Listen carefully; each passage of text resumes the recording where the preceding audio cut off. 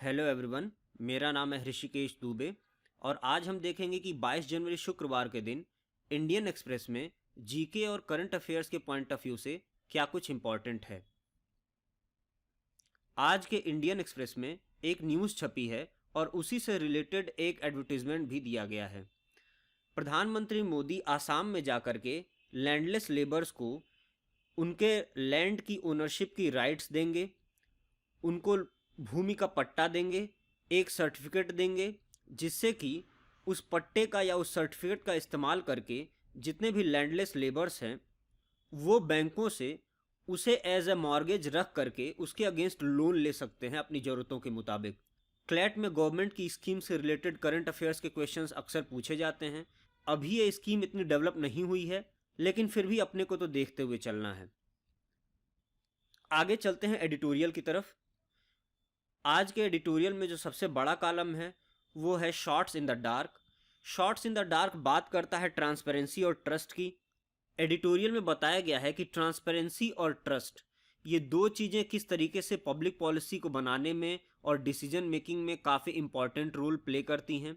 आजकल लोगों को लोअर जुडिशरी में इतना ज़्यादा भरोसा नहीं रह गया है और इसलिए कई बार लोग अक्सर हायर जुडिशरी में जा करके सीधे अपनी कंप्लेंट डालते हैं। हालांकि हायर जुडिशरी हो या लोअर जुडिशरी, सभी लोग अपने जो डिसीजंस हैं, जो जजमेंट्स हैं, उसको ऑनलाइन देते हैं, लेकिन फिर भी लोगों का भरोसा हायर जुडिशरी में as compare to lower judiciary ज़्यादा है। इसी तरीके से भारत की जनता में गवर्नमेंट ऑफ इंडिया के लिए ट्रस्ट दुनिया के अन्य देशों की जनता के प्रति ज़्यादा है। ये ट्रस्ट बिल्टअप करने के लिए गवर्नमेंट को डिसीजन मेकिंग और पब्लिक पॉलिसी मेकिंग के दौरान जो भी इंफॉर्मेशन डिसेमिनेट हो रही हैं उनको जनता के बीच में शेयर करना चाहिए। आजकल ऐसा देखा जा रहा है कि कोरोना की वैक्सीन लगवाने में डॉक्टर, नर्सेज या हॉस्पिटल के दूसरे स्टाफ ही पार्टिसिपेट नहीं कर रहे हैं, क्योंकि उन्हें डाउट है कि ये किस ट्रायल के थ्रू पास किया गया है। पब्लिक में कोई डाटा अवेलेबल नहीं है और इस डाटा के अवेलेबल न होने की वजह से साइंटिस्ट और एक्सपर्ट्स के जो ओपिनियन है उसको शामिल न किए जाने की वजह से लोगों के बीच में जो ट्रस्ट है वो बिल्टअप नहीं हो पाया है कोरोना की वैक्सीन को लेकर के।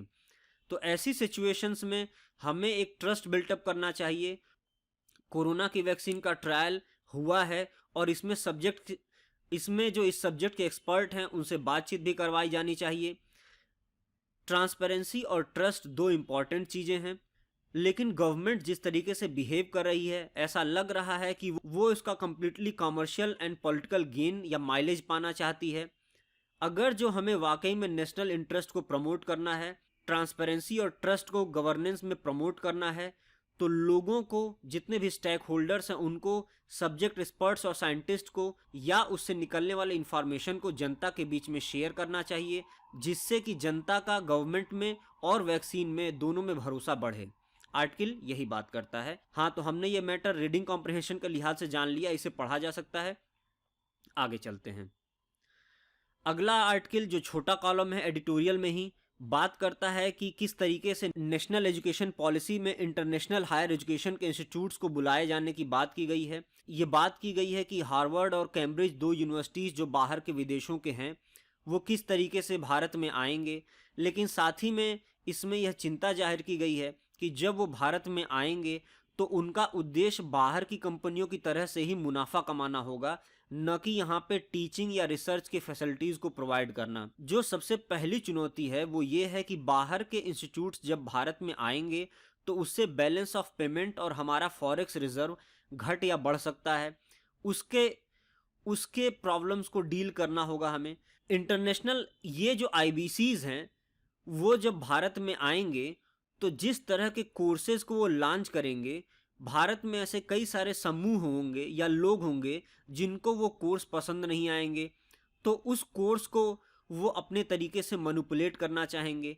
उससे लेकर के भी एक चिंता है कि अगर जो वो भारत में आएंगे तो वो जो कोर्स लॉन्च करेंगे वो कोर्स लोगों को पसंद आएगा कि नहीं, और उनको किस तरीके की अलग अलग तरीके के कंस्ट्रेंट्स यहाँ पे फेस करने पड़ सकते हैं।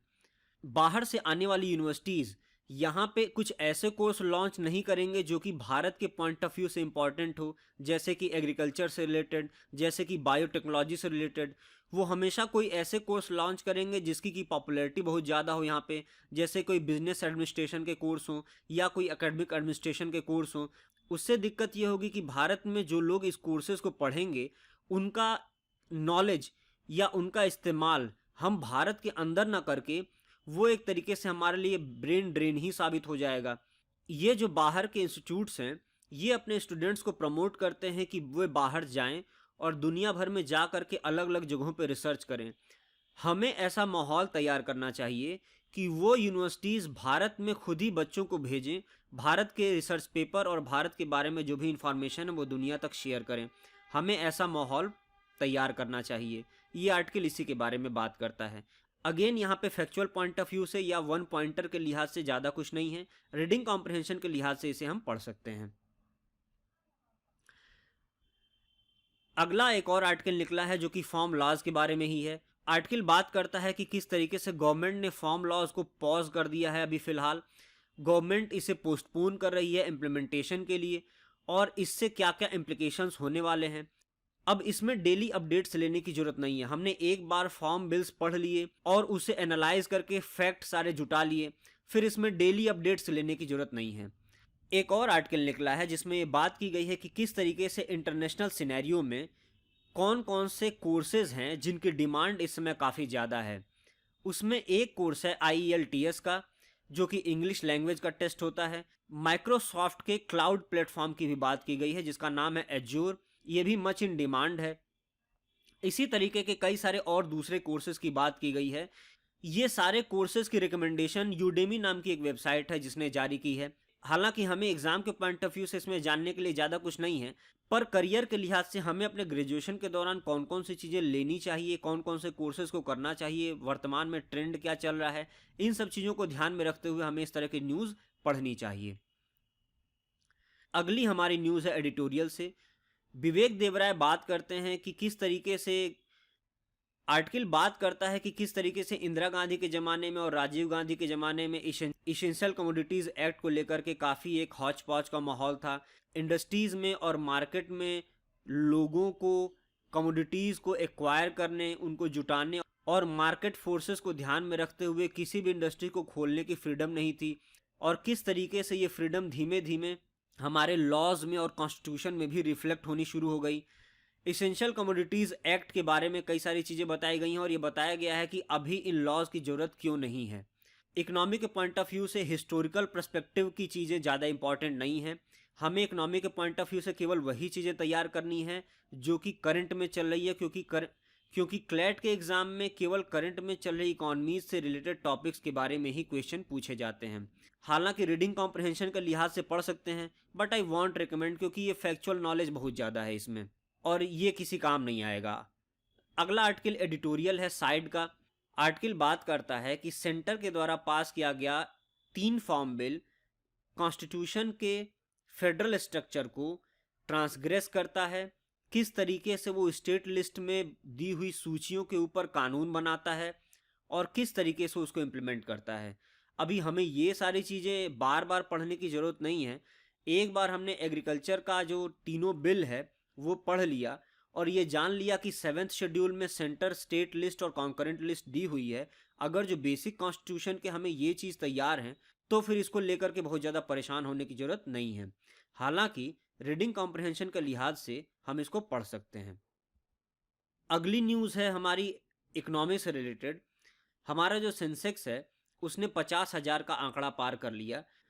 सेंसेक्स क्या होता है इसकी बेसिक इन्फॉर्मेशन हमने पहले ही अपने न्यूज़पेपर के डिस्कशंस में कर ली है। सेंसेक्स हमारी टॉप की 30 कंपनियां जो कि अलग अलग सेक्टर्स में काम करती हैं उन सभी के शेयर्स का एक बंडल है। वो 1979 की बेस पर उस शेयर्स के दाम को कंपेयर किया जाता है और उस कंपैरिजन से हमें जो भी आंकड़ा मिलता है उसे सेंसेक्स या सेंसिटिव इंडेक्स के तौर पे रिप्रेजेंट किया जाता है। ये न्यूज़ इकोनॉमी के एक्सप्लेन्ड पेज पर भी छपी हुई है। बात की गई है टाइमलाइन की कि किस तरीके से कितने टाइमलाइन से हमने किस किस तरीके के सेंसेक्स में माइलस्टोन्स अचीव किए और बात यह भी की गई है कि किस तरीके से 50,000 का आंकड़ा हमारे लिए इंपॉर्टेंट है और उसके क्या क्या मायने हैं। इकोनॉमी में अगर जो इंटरेस्ट हो तो तुम पढ़ सकते हो, अदरवाइज जीके के फैक्चुअल नेचर्स के लिहाज से ये चीज़ें इतनी इंपॉर्टेंट नहीं है। एक और आर्टिकल इकोनॉमी से ही रिलेटेड है। इकोनॉमी से रिलेटेड आर्टिकल में बात की गई है कि किस तरीके से लॉकडाउन के दौरान हाउस होल्ड में सेविंग्स 20 साल के सबसे हाईएस्ट स्तर पे पहुंच गई। इन्फोग्राफिक्स में बात किया गया है कि लोगों के बीच में जो डर का माहौल है लॉकडाउन और कोरोना की वजह से, तो लोग अपने पास सेविंग्स बहुत ज़्यादा जुटा रहे हैं, लोग फ्री होकर के एक्सपेंड नहीं कर रहे हैं। और जैसा कि कीन्स ने बताया था वाइल्ड इंस्टिंक्ट के बारे में, तो वाइल्ड इंस्टिंक्ट अभी लोगों के बीच में नहीं आई है। और ऐसा होने की वजह से फिलहाल हमें बिजनेस सेक्टर में और कॉमर्शियल सेक्टर में हमें अभी एक बूम देखने को नहीं मिलेगा, क्योंकि लोगों के बीच में अभी भी वो डर व्याप्त है कि इकोनॉमी किस करवट लेगी। और जब धीमे धीमे ये डर दूर हो जाएगा तब लोग धीमे धीमे खर्च करना शुरू करेंगे, और जिसका नतीजा ये होगा कि हमारी इकोनॉमी धीमे धीमे बूम होगी। नेक्स्ट चलते हैं। अगला आर्टिकल है इकोनॉमी से रिलेटेड। आर्टिकल में बात की गई है ग्रीन बॉन्ड्स के बारे में, और ये बताया गया है कि क्यों ग्रीन बॉन्ड्स को जारी करना इंडिया में काफ़ी कॉस्टली है। अब इसके पीछे क्या कारण हो सकते हैं। आरबीआई ने बताया कि 2018 में जारी किए गए कुल बॉन्डों के परसेंटेज में ग्रीन बॉन्ड का परसेंटेज 1% से भी कम था। अब इसकी क्या वजह हो सकती है।